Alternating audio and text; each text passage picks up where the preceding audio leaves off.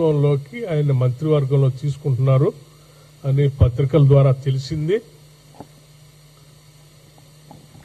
అటువంటి వ్యక్తిని ఇప్పుడు కేబినెట్ లోకి తీసుకోవద్దు అని చెప్పి వారు ప్రత్యేకంగా లేఖ రాశారు. సరే, హైదరాబాద్ మీద కానీ ఈ రాష్ట్రం మీద కానీ దేశం మీద కానీ ప్రేమ ఉన్నటువంటి ఏ వ్యక్తులైనా భారతదేశానికి పేరు ప్రఖ్యాతులు తీసుకొచ్చినటువంటి ఒక గొప్ప క్రికెట్ క్రీడాకారుడు మహమ్మద్ అజరుద్దీన్. హైదరాబాద్ బిడ్డ, మన కీర్తి పతాకాన్ని రెపరెపలాడించినటువంటి వ్యక్తి. దేశమంతా కూడా అజరుద్దీన్ అంటే ఈ దేశ ఔన్నత్యాన్ని, దేశ ప్రతిష్టని ప్రపంచ పటం పైన నిలబెట్టినటువంటి గొప్ప క్రీడాకారుడని పొగుడుతూ ఉంటారు. అటువంటి కీర్తి ప్రతిష్టలు దేశానికి, ప్రత్యేకంగా తెలంగాణ రాష్ట్రానికి తీసుకొచ్చినటువంటి అజరుద్దీన్ ని ఎవరైనా మంత్రివర్గంలో తీసుకొని గౌరవిస్తా ఉంటే సాదరంగా స్వాగతించి అభినందించాల్సింది పోయి అటువంటి వ్యక్తిని తీసుకోవద్దు అని చెప్పి లేఖ రాయటం అనేది నిజంగా చాలా దురదృష్టకరమని ఈ సందర్భంగానే మనం చేస్తూ దీన్ని తీవ్రంగా ఖండిస్తా ఉన్నాం కూడా. జూబ్లీహిల్స్ లో జరుగుతున్నటువంటి ఎన్నికల్లో కేవలం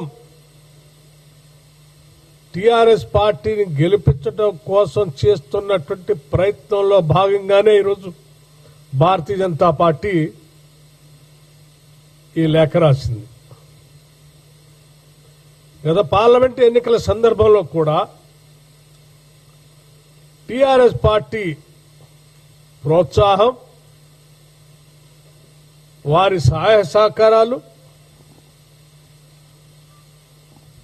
బీజేపీని ఎట్టి పరిస్థితుల్లో గెలిపించాలనేటువంటి తాపత్రయంతోనే వారు వాళ్ళ ఓట్లన్నింటినీ తగ్గించుకొని బీజేపీకి వేస్తేనే 8 సీట్లు వచ్చాయి బీజేపీ.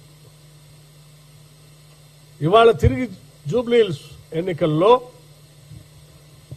తను ఎట్లా గెలవదు కాబట్టి, గెలవటానికి అవకాశం లేదు కాబట్టి అత్యంత బలహీనమైనటువంటి క్యాండిడేట్ పెట్టడమే కాకుండా అది కూడా చాలా రోజుల దాకా ప్రకటించకుండా టీఆర్ఎస్ ని ఏదో రకంగా గెలిపించాలి ఆ ప్రయత్నంలో, ఆ కుట్రలో భాగంగానే ఈరోజు అజరుద్దీన్ కి మంత్రివర్గంలో స్థానం కల్పించొద్దు, అలా కల్పిస్తే ముస్లిం మైనార్టీలుకి మేలు చేసినట్టు అవుతుంది, ఆ కార్యక్రమం జరగొద్దు అనేటువంటి ఒక కుట్ర ఇండైరెక్ట్ గా కనిపిస్తా ఉంది.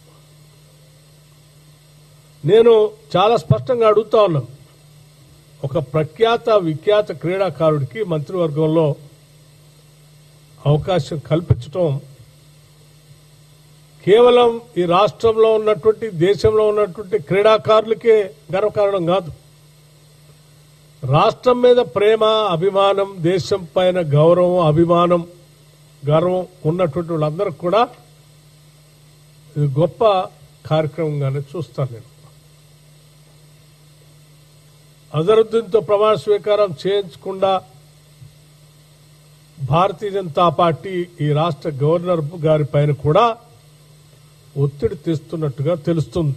సరే, ఈ గవర్నర్ గారు గొప్ప వ్యక్తి, వారు అటువంటి ఒత్తిడికి లొంగరు. కానీ భారతీయ జనతా పార్టీ సాధ్యమైనంత వరకు ఆ ప్రయత్నం చేస్తా ఉంది. ఈ విషయం కూడా తెలిసి చాలా చింతిస్తా ఉన్నాం. అట్లాగే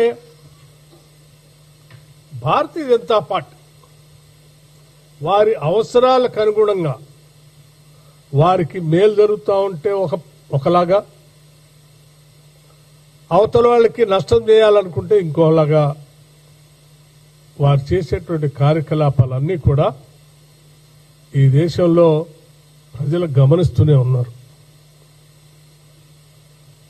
ఏదో బై ఎలక్షన్ జరుగుతుంది కాబట్టి అజరుద్దీన్ గారికి మంత్రివర్గంలో తీసుకుంటే ఆ ప్రాంతంలో ఉన్న మైనార్టీలంతా ఒక రకమైన నిర్ణయం తీసుకుంటారు.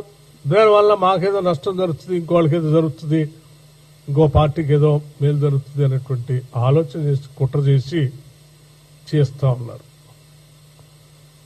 బై ఎలక్షన్ జరిగేది జూబ్లీహిల్స్.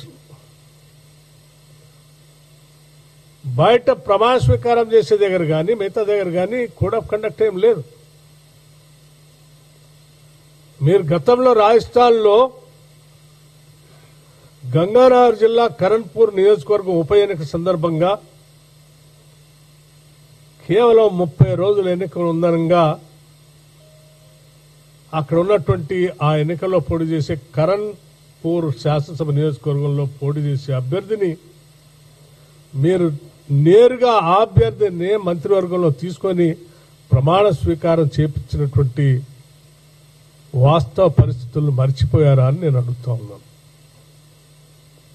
ఈరోజు మీరైతేనేమో నేరుగా అసలు అక్కడ పోటీ చేస్తున్న ఆ బై ఎలక్షన్లో పోటీ చేస్తున్న ఆ శాసనసభ నియోజకవర్గంలో అభ్యర్థిని తీసుకోవచ్చు. ఇక్కడ ఎన్నికల్లో పోటీ కూడా చేయట్లేదు ఆయన. ఆల్రెడీ ఆయన శాసన మండలి సభ్యుడు కూడా. అటువంటి వ్యక్తిని తీసుకోవద్దని మీరు చేసేటువంటి ఆలోచన కేవలం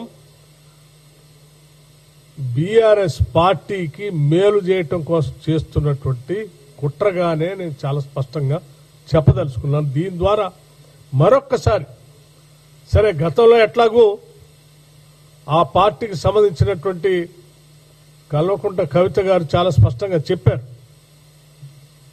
బీఆర్ఎస్ పార్టీ బీజేపీతో కలిసిపోయింది, మెర్జ్ చేయటం కోసం కూడా ప్రయత్నాలు చేస్తున్నాం, చేశారు, అందుకే వాటన్నిటిని కూడా నేను బయట పెడుతున్నాను కూడా వారు చెప్పారు.